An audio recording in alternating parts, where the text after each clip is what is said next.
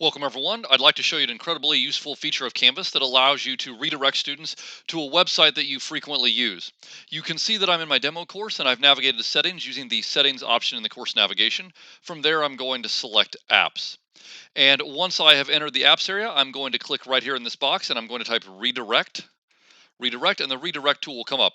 If I mouse over it, I can see an explanation. If I have the mouse elsewhere, I can see the arrow, but I'm going to click on that redirect tool and I'm going to select the option add app.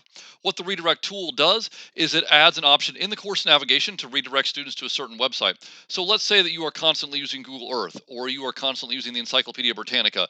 Those are two examples, but there could be many more. If you're using one of those and instead of telling students to just go there, you can create a link in your course navigation.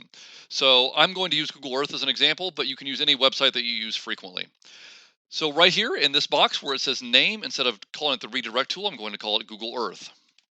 And from there, I need to put the URL where I want to redirect students. So I need to go to this website. I need to copy this URL, and then I need to return to Canvas, and I need to paste that URL where it says URL redirect.